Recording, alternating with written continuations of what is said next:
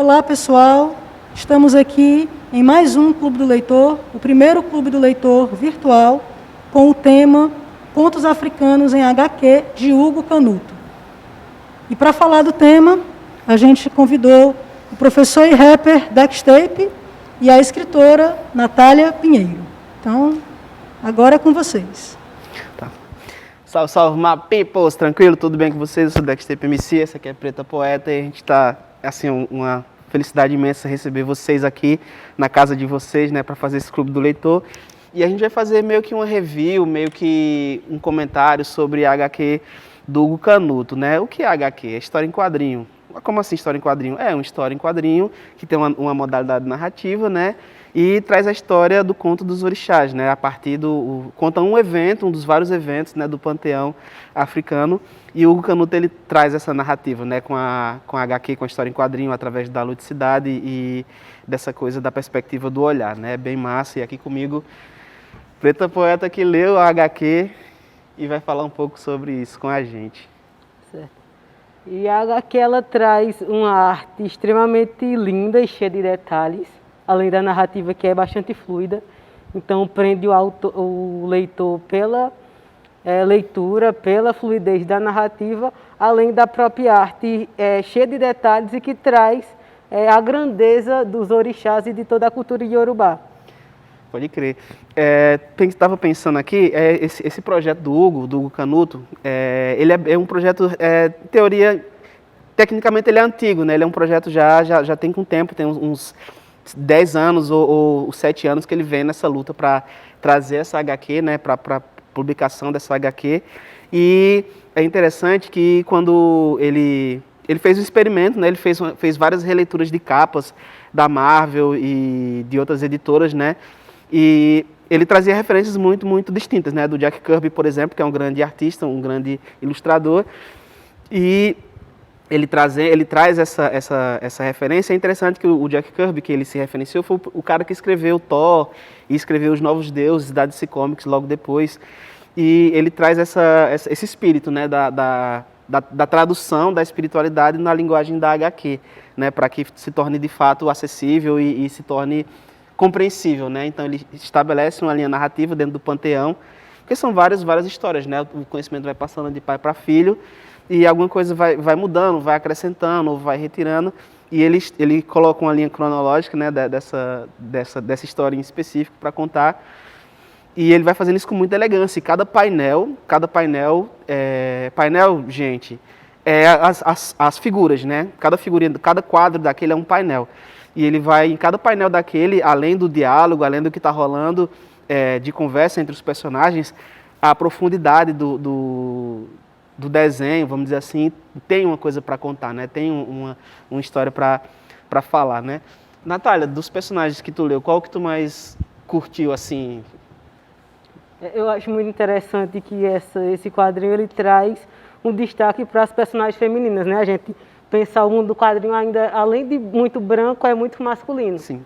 E aí ele traz personagens femininas com destaque, né? Em nenhum momento o Oiá ou Oxum ficam em segundo plano e traz como lutadoras, né? Elas ficam lutando, então Oiá e Oxum foram muito, muito importantes para mim durante a leitura da obra, né? E de se inspirar nelas, de se ver, né? Que é muito importante a questão da representatividade de crianças, e aí trazendo para a questão da representatividade de meninas, lendo HQs e podendo se ver em lutadoras, né? Em personagens mulheres, e foi Oiá e Oxum.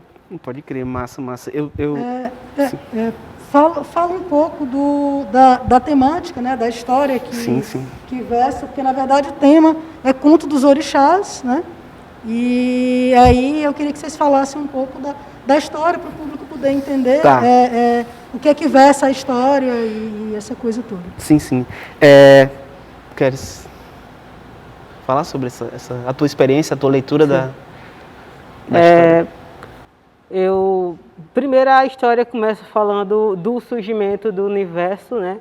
E de como teve as forças que seriam as forças malignas que estiveram dominando, e Oxalá e Iemanjá vão inundando tudo para construir uma nova civilização.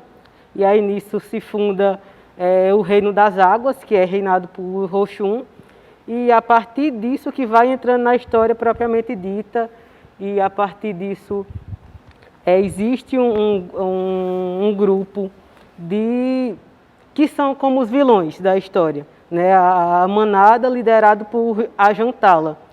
E a Ajantala, com seu exército, está tentando dominar o reino de Oxum. E aí nisso vai tendo várias cenas de ação, de combate mesmo, uma coisa muito interessante na narrativa, de como a partir da leitura é possível sentir a ação nessas partes e todo o suspense que vai sendo tecido ao longo da narrativa, com muitos combates, as cenas ricas em detalhes, em referências também à cultura, não só na linguagem, porque mescla com palavras iorubás, que é trazido no final com um glossário. E além das palavras, também tem muita referência na própria estética da obra. E aí nisso vai seguindo a narrativa, e aí o rei do reino das águas precisa sair para pedir ajuda, e ele vai pedir ajuda a Xangô e a Oiá, né, para tentar lidar com esse problema, né? A Ajantala e o exército que está tentando encontrar o reino de Oxum e se apoderar do poder das águas douradas. E aí nisso segue a narrativa, a trajetória, né? A trajetória de pedida de ajuda ao reino de Xangô e Oió. E quando eles chegam lá, tem ao longo do caminho, tem batalhas, e até Laru, que é o rei das Águas Douradas, chega em Oió, que é o reino de Xangô, para pedir ajuda. Deixa eu só te interromper. Aí assim, eu queria parar por aí para a gente não dar spoiler, né?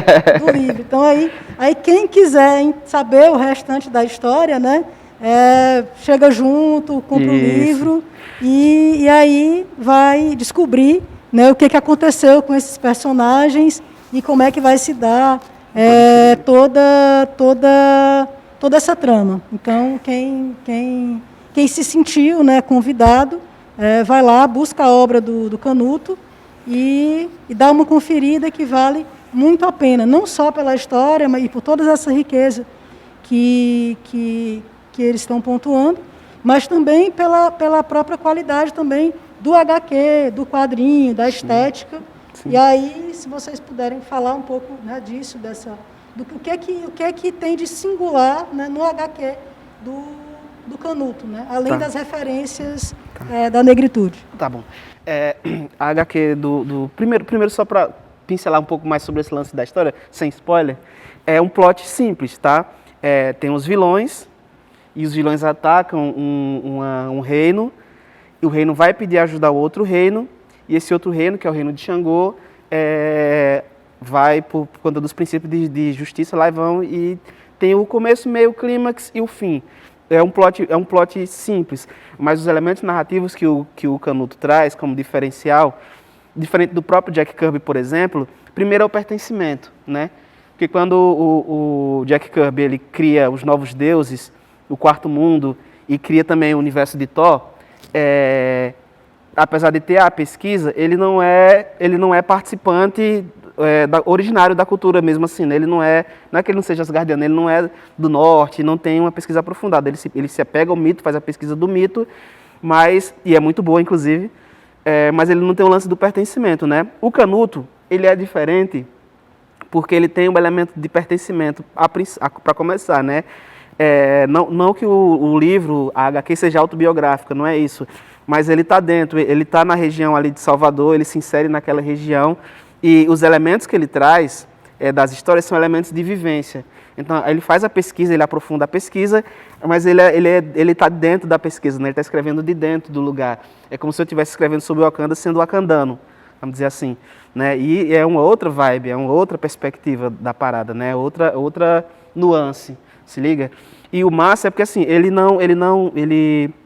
o livro, a HQ, ele tem tudo que a Natália falou, tem a representatividade, tem a visibilidade, tem o pertencimento, mas nenhuma dessas paradas, elas interferem na fluidez da história, sabe? Não é um HQ, eu vou dizer assim, não é um HQ lacradora, se liga, não é um HQ feito, a HQ não é um panfleto da causa negra, mas essas coisas estão lá, e elas estão muito bem desenvolvidas e muito bem colocadas, né? Elas não estão em segundo plano, né? Mas também não estão interferindo na narrativa da história. Então, se você é um cara, se você é branco, se você é hétero, você vai ler a revista e você vai ter a experiência, você vai experienciar a história da mesma forma que você experienciaria um HQ da Marvel, por exemplo, né? E esse é o grande lance. Se liga, ele é participante, ele é de dentro do rolê, se liga, mas ele não se isenta em nenhum momento do corpo dele, do corpo negro e da pessoa negra e da pessoa de terreiro. Ele não se isenta em nenhum momento dessas coisas, né? Mas ele não coloca essas coisas à frente da narrativa. Ele está muito preocupado, ele está focado em entregar a história para o leitor, entende? Isso é muito massa, isso é muito gratificante, que você vê, você consegue consumir toda a experiência, você sai querendo saber quem é a Jantala, você sai querendo saber quem são o pessoal do Olorum, você fica querendo saber quem são aquelas... Querendo mais daqueles personagens, porque todos foram muito bem desenvolvidos, né? E em nenhum momento ele se apega a esses elementos narrativos. Só que esses elementos narrativos, eles estão lá. Se liga? É muito interessante. Tipo, tem um painel no final que ele mostra a cidade do Reino das Águas lá, né? Em vários momentos ele sai mostrando ele sai mostrando as cidades, né? E aí em nenhum momento ele se reporta aos elementos caricatos que a gente vê, por exemplo, na TV ou em alguma mídia mais sensacionalista, vamos dizer assim, se liga. Ele se atém aos elementos, né? E ele vai vislumbrando, e o próprio universo dele, o universo do Canuto, né? É o Canutoverse, vamos dizer assim, o Orixaverse. Ele vai imaginando, inclusive, os elementos, né? De como seria a engenharia do Olorum, do panteão africano, né? A forma, a economia, a forma que as coisas vão acontecendo, né? Para mim, o que me ganha na HQ são essas coisas, né? A forma que ele desenvolve, como ele coloca os temas e as pautas, e em nenhum momento essas coisas elas tomam a história, né? Muito pelo contrário, elas correm junto com a história, enriquecendo a história, né? E aí no final você tem uma experiência literária incrível, assim, pelo menos é de onde eu tô, né? Uma coisa muito, muito interessante é de como ele vai trazendo esse universo para o quadrinho e também serve para dissolver preconceitos, né? Na própria construção dos personagens. Que, por exemplo, de como ele vai criando o Exu. O Exu é caricatizado como o demônio na religião cristã, né? E ele coloca Exu no quadrinho como um personagem super de bom humor e super brincalhão. E a partir disso vai se desconstruindo uma imagem que já é construída no imaginário social de demonização, que é atribuída às religiosidades matriz africanas. E assim, uma coisa que eu também achei um barato, a primeira vez que eu li, né, sobre o Exu, é que você vê muito da vibe do Saci na estética do Exu, se liga? O cara com o gorrinho e tal. E assim, foi um barato. O Exu que a imagem que eu tinha do Exu eram duas, na verdade, né? Era aquela da figura do malandro, do carioca, do terno, e a outra imagem é a imagem da perspectiva do Jorge Amado, né? Da casa Jorge Amado, que tem os Exus mesmo, né? E tal. E para mim eram as duas referências visuais que eu tinha do Exu, né? E aí o Hugo apresenta essa também do Saci, eu vou colocar Saci, tá? Desculpa. Do cara com os elementos do Saci, assim, foi um barato, assim, foi muito interessante ver, né? Esse rolê, até a arma dele é meio que um cachimbo, se liga, é bem interessante.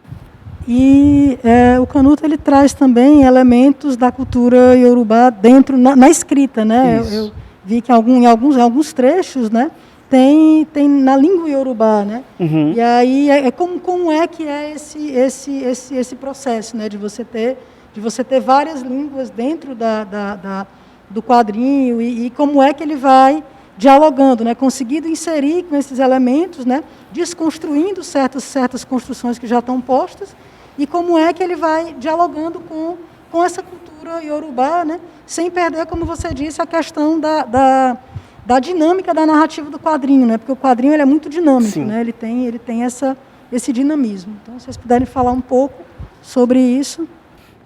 Tem uma frase do Emicida que ele fala assim: só é feliz quem sabe que a África não é um país.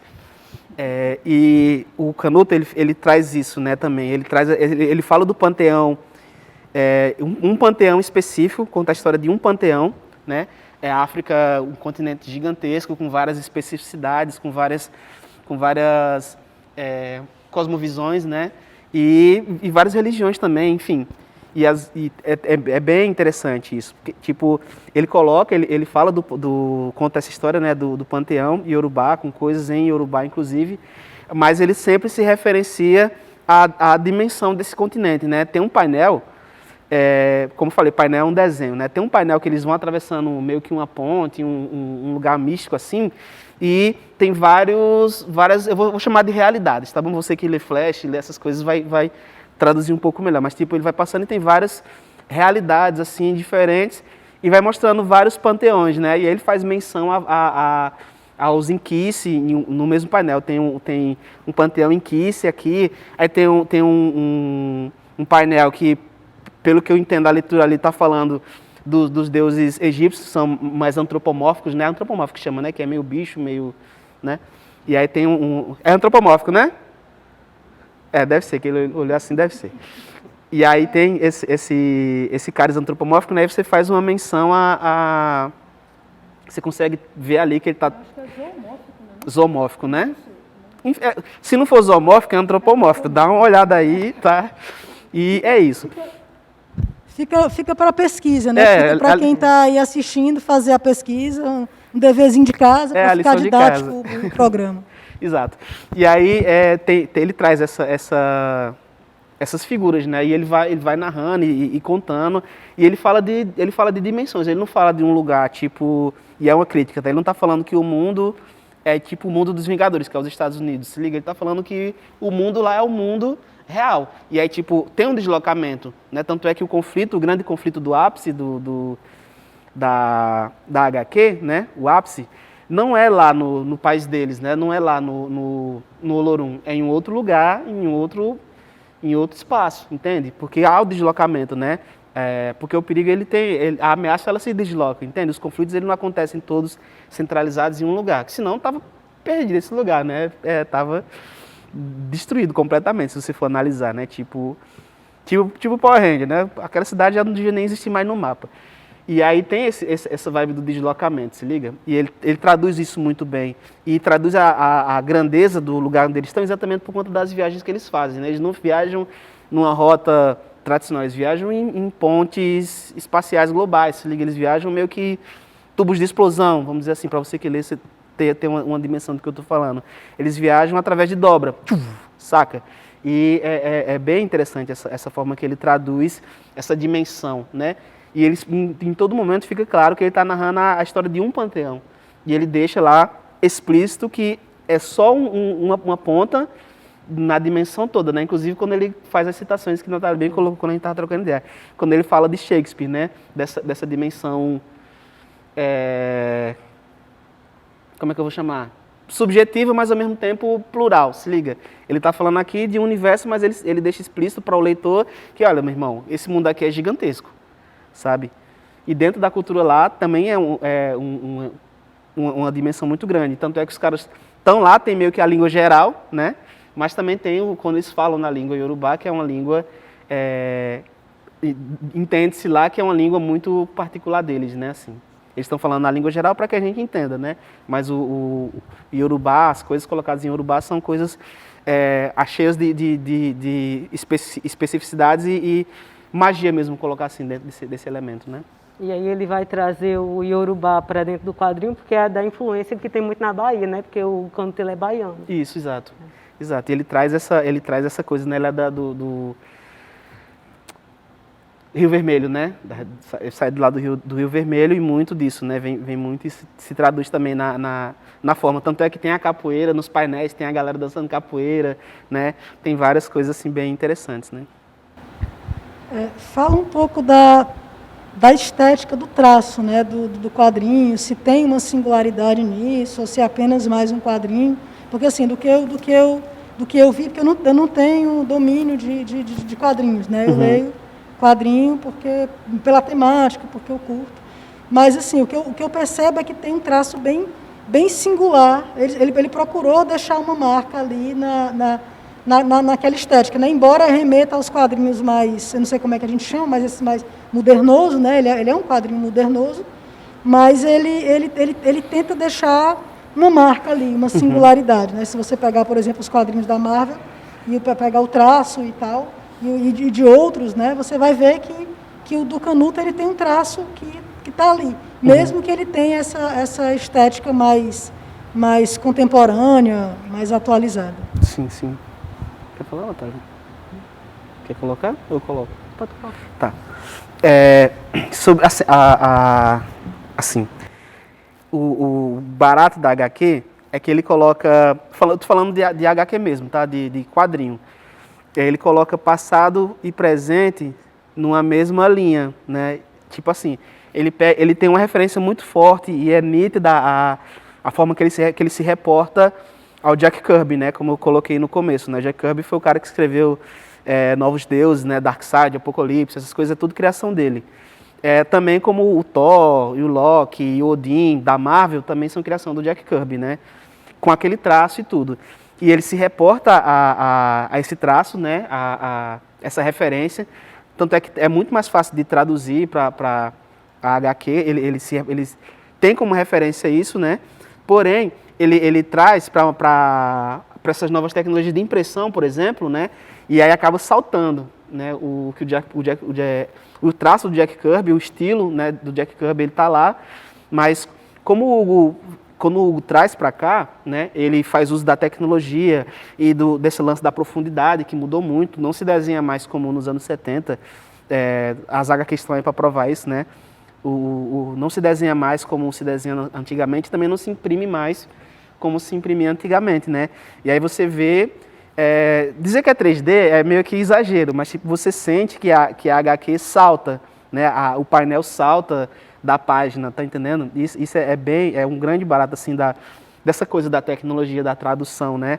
Tanto é que na gringa os caras estão fazendo isso também agora, né? Estão trazendo HQs antigas, né? Republicando com papel, com a impressão nova para poder causar esse impacto, né? Tipo, você vê o Cavaleiro das Trevas quando você leu na época e você vê agora na página nova da Panini, capa dura, é outra vibe. Se liga, é uma coisa totalmente diferente assim. E é muito disso, ele traz essa inovação, né? Quando ele se reporta ao que foi passado e em nenhum momento ele nega isso. Se liga, olha, bicho, isso aqui é uma referência, mano. Isso aqui é uma referência e é a referência. Para o que eu quero fazer, para o tipo de narrativa que ele queria contar, é a referência perfeita, né? E ele traz isso e coloca muito bem definido e não está caricato. Se liga, ele não só pegou, eu estava conversando com o Natália, ele não só pegou a história, tipo, ele não pegou a história do Ragnarok e pintou todo mundo de preto, se liga? Ele não fez isso, ele pegou e criou a própria história. Ele criou os próprios painéis, se liga?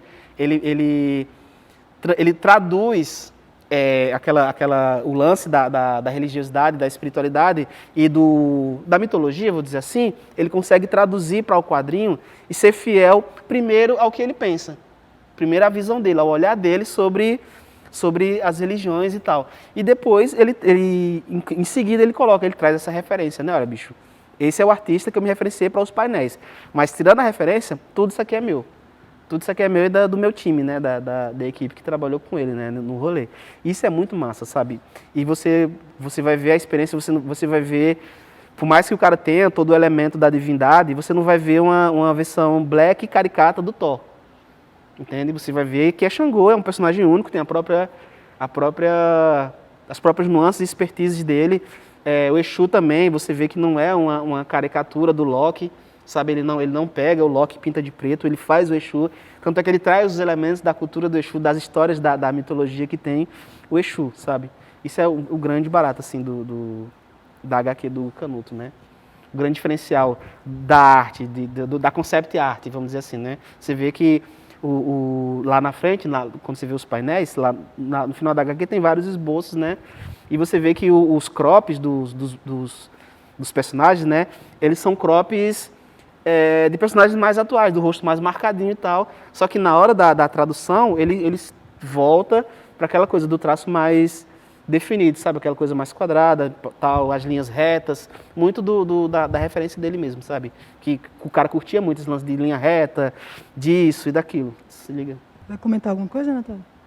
Não, e de como o Hugo ele vai falando do cuidado que ele teve para a construção da narrativa, porque ele fala, ó, aqui eu não estou com o objetivo principal de trazer a religiosidade de matriz africana. Eu trago elementos e eu tenho que saber até onde eu posso usar isso e de ter o respeito, porque ele tá usando personagens que são da religiosidade de matriz africana, mas ele não quer faltar o respeito, porque ele está lidando com fé também, isso, né? Isso. E aí ele deixa isso claro com falas e na própria construção da HQ. Exato. E uma das coisas que eu percebi que, embora ele traga elementos, né, do panteão africano, né, do panteão iorubá, ele é uma história que pode ser lida por todos, né? Sim. Assim, não é uma história, como é que eu posso dizer, que vai falar religiosa. Isso, não um panfleto. Não é uma história religiosa, né? Ele pega elementos exatamente porque ele não quer caricaturar elementos, né? E porque a cultura africana ela tem seus próprios elementos, você não precisa caricaturar nada. E aí ele traz esse panteão nessa versão heróica, né? Como seriam os deuses gregos, por exemplo, né? Perfeito. Para os gregos, aqueles deuses eles eram sagrados, mas hoje, né, tem várias releituras e várias reinterpretações em cima deles. Sim. Então ele traz os orixás como heróis, né? Como heróis dessa divindade, aliás, dessa relação com o divino, com o que é sagrado, ele tem esse respeito, mas ele traz, digamos assim, para o chão real, né? Ele tira esses deuses lá do alto e traz para junto, né? Pode crer. Tem uma parada chamada, um fenômeno, né, literário. Eu vou chamar de literário. Por que é literário? Que é a domesticação do mito, né? E é um grande barato. Tipo, quando você pega a mitologia do Superman, né? Tal. Você imagina o Superman, você não precisa nem pegar. Você imagina o Superman, né? Aquela pessoa que pode tudo, que faz tudo, que tem plenos poderes para fazer qualquer coisa e mesmo assim ele trilha pelo caminho da justiça. É um mito, né? E aí você pega esse mito e consegue domesticar. E você pega e você consegue traduzir esse mito para outras nuances, né? Você consegue pegar esse mito, já que ele é doméstico, você consegue aplicar uma aplicação prática do mito, tá ligado? As religiões em geral, elas fazem isso, podiam fazer de forma melhor, né? Para guiar o bem viver das pessoas, mas é muito disso, olha só. Tipo, você pega o mito mesmo do Thor, que o Stan Lee já traduziu, da mitologia grega já traduziu para Marvel, assim como a DC Comics. O mito do Thor, um mito novo como o Jack Kirby criou, e você trazer... A gente não tinha isso, né? A gente não tinha ainda a domesticação desse mito. E domesticar é uma coisa ruim, não. Porque quando você domestica, você traz para perto, você traz para sua casa. E estando na sua casa, fica mais fácil de você conhecer. Se liga, o Exu na minha casa, o Exu do domesticado, do Canuto, me mostra que ele é uma outra vibe, além da demonização que é colocada pela sociedade, entende? Me mostra que Xangô, ele tem outros propósitos, ele tem outras nuances, e ele está carregado de nobreza também, né? Não é só aquela coisa da fúria do trovão, devastadora, sabe? Está imbuído também de muita nobreza, do lance da justiça, né? E quando o grande barato de você domesticar o mito é que fica mais fácil de você compreender as raízes dele, se liga? Tipo, você tem um cachorro em casa, você sabe a raça, você sabe... Desculpa a analogia, não estou... Me compreendam. Quando você traz um pet para casa, você sabe a raça, você sabe o filo, você sabe o que é bom, o que é ruim, né? Você sabe até onde vai. Da mesma forma, quando você traz o mito também. Você traz o mito e aí, tipo, pronto. Todo mundo tem o mito da figura lá, né? Do cristão da Bíblia. E todo mundo conhece Jesus, mano. Se liga, todo mundo sabe quem era Jesus, que fez, de onde foi, de tal, tal, tal. Mas ninguém conhece, por exemplo, principalmente a galera preta, né? Não tem essa referência nossa, a gente não sabe das nossas religiões, das nossas crenças. Quem são, o que fazem, como vivem, né? O que é da justiça, o que não é.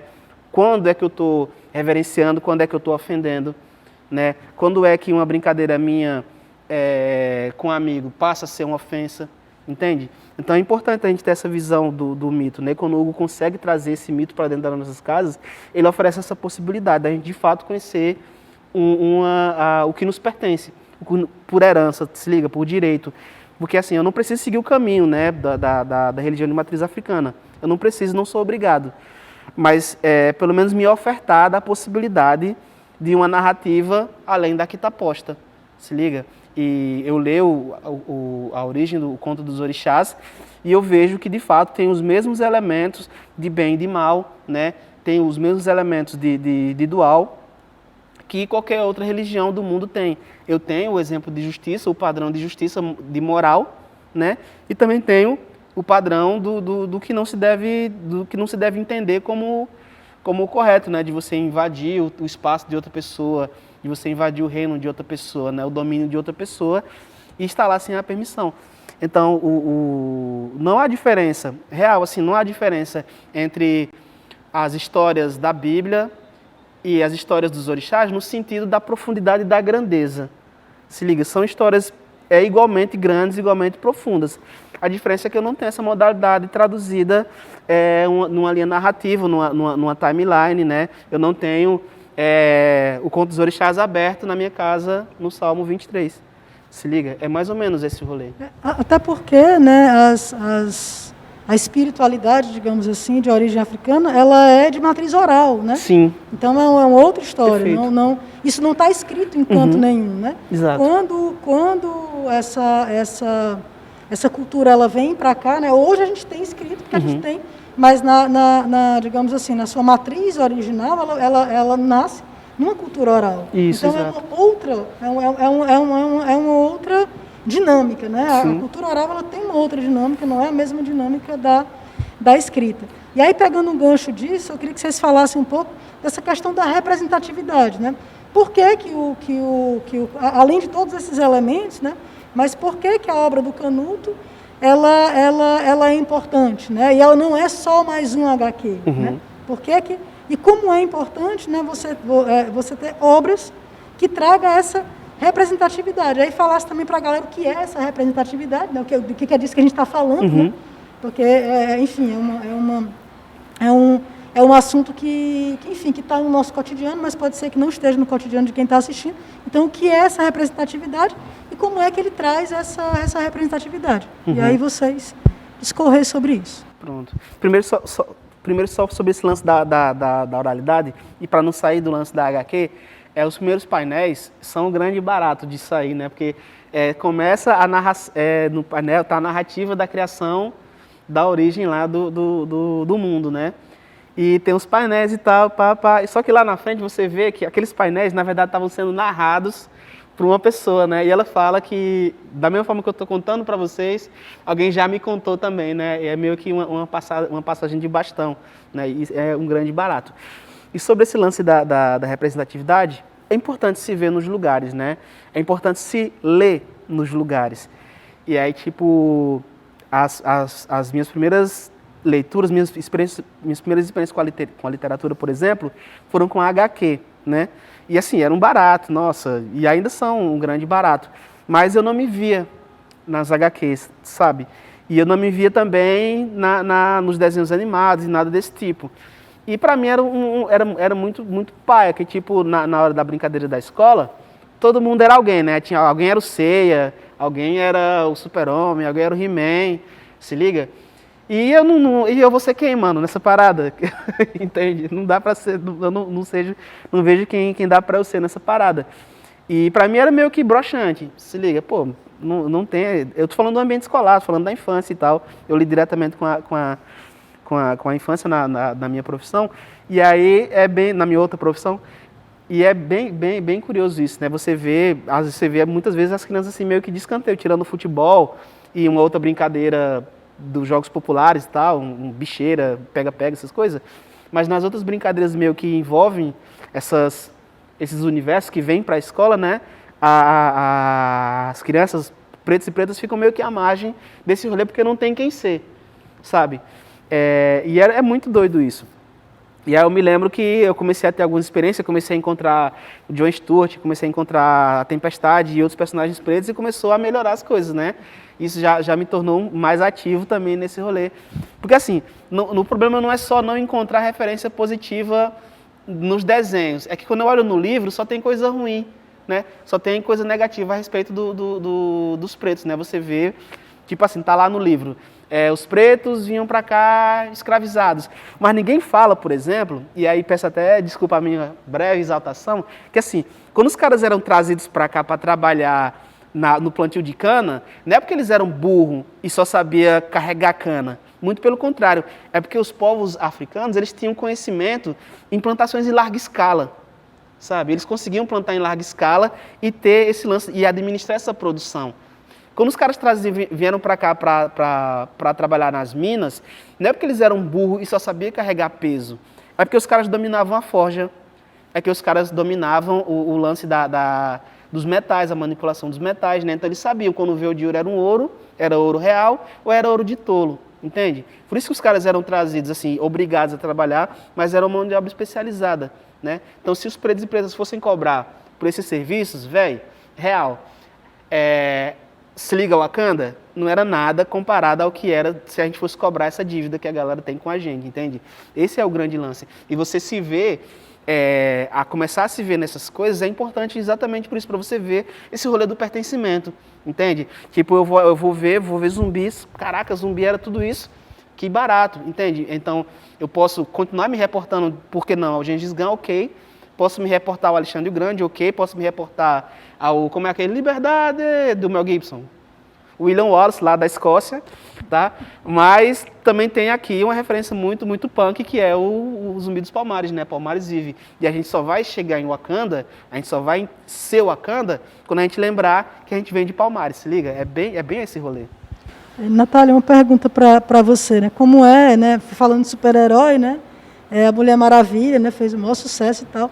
Então, como nesse quadrinho, né, você vê duas heroínas, né? Sim. Uma é Yansan, que acho que aí está representado como Oiá, né? Ou está como Yansan? Está como Yansan, Oiá. Está como Oiá. Um é Oiá e Oiá tem muito, né? Oiá, a Mulher Maravilha que me perdoe, mas enfim, né? Eu curto mais Oiá.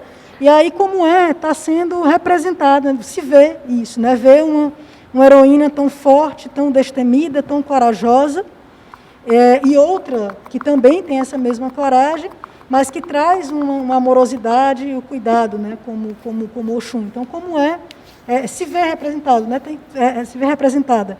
Tem diferença ou não? Tanto faz eu ter visto essas duas, né, Oiá, Oxum e a Mulher Maravilha, né, não sem desconsiderar a Mulher Maravilha, mas sim, trazendo para a representatividade da negritude. Então, assim, como que é isso para ti, né? Emocionalmente falando, né? Para que a galera entenda como é que ressoa, né? Dentro, né? No coração de vocês, essa representatividade. Sim, primeiro, continuando a falar da representatividade, é importante a gente se ver, porque a gente se vê é uma possibilidade de existência, né? Então, primeiramente, ver que eu existo e que eu existo nos lugares. E aí, em relação à representatividade feminina nesse quadrinho, é incrível, é fantástica, né? Eu acho que eu nem consigo mensurar o quão emocionante é, enquanto uma mulher negra vê Oiá e Oxum e ser como um papel principal, né? Ela não está secundária em nenhum momento. Tem algum momento de luta que Xangô está lutando lá fora e Oiá disse, eu não vou ficar aqui parado enquanto Xangô luta lá fora, eu vou lutar também. Na cena final é muito incrível, porque ela se une com Oxum, então também tem a questão do ajuntamento entre pessoas pretas e que intensifica o poder para resolver a questão final lá, né, da batalha. E aí eu penso a importância desse quadrinho de uma possibilidade de construção de autoestima de crianças pretas, né? De como a gente pode se ver e pode enxergar a grandiosidade na gente, né? Porque durante toda toda a narrativa é mostrado muita grandiosidade da cultura e dos personagens. E a gente não está se vendo mais como escravizado, está vendo como reis e rainhas com uma força imensa e que é isso que a gente é. Então é muito, muito emocionante e eu penso como isso chegando em crianças, em meninos e meninas pretos, tem uma potencialidade muito grande de transformação e a própria construção da nossa autoestima. Pode crer. Bom, como o tempo já estamos se encaminhando para os momentos finais, aí eu queria que vocês falassem de cada um de vocês, né, se apresentassem, né? Quem é professor, rapper, Dextape, e fizesse as considerações finais, uns minutinhos aí rápido. E Natália, né, Natália Pinheiro, que é escritora, poeta, slammer, enfim, os dois são grande referência para mim. E aí eu queria que vocês, né, falassem de vocês, quem é vocês no rolê, né, e fizessem as considerações finais para a gente ir encerrando o nosso bate-papo. Firmeza. Queria começar agradecendo a todos vocês, né, que estão colando aí nesse vídeo e tal. Foi um prazer chegar na casa de vocês. Obrigado, Áurea, pela moral de estar aqui também trazendo esse rolê. Obrigado, Hugo, pela iniciativa, né? E obrigado à minha ancestralidade, essencialmente, que aconteceu muito para que eu estivesse aqui hoje junto com a Natália e com vocês. Assim, mano,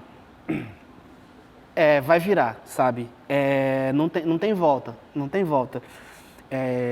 Não sei qual a sua leitura de mundo, como é que você está vendo e vislumbrando o avanço e as coisas, né? A mudança das narrativas, da tomada de narrativa, mas olha só, não tem volta, velho, não tem volta. Você vai ver, é só o começo, o Hugo trouxe só uma pontinha do iceberg do que está rolando, né? As periferias, elas são quem mais produz literatura, quem mais detém conhecimento literário. Então não tem volta. Quando essa cachoeira cair, velho, quando essa chuva vier, ou você atura ou surta. Ou melhor, ou você atura ou surfa, né? Ou vem com a gente, ou você vai ficar para trás no rolê. Se liga? E aí, para o leitor de quadrinho mais conservador, a Mulher Maravilha agora, ela é brasileira, nordestina, tá? De Maceió. Só para começar por aí, né? Então, esse é um rolê que todo mundo já está sacando, né? Todo mundo já está entendendo, a cabeça das pessoas está virando. Então, se você tem essa visão mais conservadora, é melhor você repensar seus atos, assim, suas ações e suas ideias, né? Senão a sua experiência com quadrinhos, sua experiência com leitura vai ser prejudicada. Se liga, eu tô falando enquanto leitor mesmo, eu tô te dando um toque na moral, se liga. Para você se despir dessas coisas, desses preconceitos, né? Dessas coisas clássicas, ficaram respeito aos clássicos, 100% dos clássicos, vamos se reportar eles para sempre, mas o jogo está virando nesse sentido, né? Nas HQs, na música e aí em breve também nas cadeiras do Senado, né? Tamo junto, eu sou Dextape MC, sou rapper, professor, arte educador, vendo plano funerário, o que você precisar de aí, nós estamos juntos, tá bom? Obrigado, tamo junto, é nóis, valeu, peace! Eu gostaria também de agradecer, primeiramente, por estar junto de vocês, é muito feliz essas partilhas. Agradecer também a quem está assistindo, a quem vai assistir. Vão procurar a leitura da HQ, é uma experiência muito incrível. E procurar mais sobre a cultura e como o Hugo traz na HQ, é a partir do conhecimento que a gente vai desconstruindo o que está construído de forma caricata. E eu sou Natália Pinheiro, sou poeta, escritora, slammer, também estudante de história, arte educadora e tudo que precisar aí para mudança de mundo. Bom, eu só gratidão, assim, meu coração transborda de gratidão, né? E é muito gratificante porque eu estou do lado de... Eu não gosto muito dessa palavra de ídolo, porque distancia muito, mas é o que vocês são para mim, vocês são referências, né? São duas referências muito fortes e aí falando de representatividade, né, é muito bom poder estar perto das nossas referências, né? Poder chegar junto. Então, agradecer ao Dex, agradecer à Natália, agradecer a vocês que estão nos assistindo, que estão acompanhando, e aí falar que, né, busque a obra do Canuto, vão dar uma lida, vão dar uma olhada, e abrir a mente, né, para novas experiências com a literatura, né? A leitura é um universo muito, muito vasto. E eu sou Áurea Brito, produtora da área de literatura, daqui do Centro Cultural do Banco do Nordeste, Cariri. E é isso. Então, agradecer em nome do Centro Cultural a todos vocês, né, aos artistas e a todos que estão conosco. E é isso. Um abraço para a galera da técnica, Cinésia, Custódia, esse povo todo. Valeu, falou. Isso, e aí um abraço aí para todo mundo aí da técnica, os meninos que estão aqui de trás das câmeras, que vocês não estão vendo, mas a gente está vendo. São 3 rapazes aqui. Aí tem Custódio, tem Cinésia e a galera toda. E o pessoal também do rolê aqui, que organizou, né? Cícero, Francisco, o pessoal todo da equipe de limpeza, que é importante que a gente fale de todos, né? Porque sempre que a gente está aqui no palco, né? Os artistas, a gente está vendo, mas tem toda uma equipe por trás para que isso aconteça, né? E é importante que a gente fale isso, né, para quem está em casa, para saber que para acontecer uma história dessa é todo um trabalho, uma dedicação de uma equipe para fazer isso acontecer. Bom, então é isso. Um forte abraço a todos e até a próxima.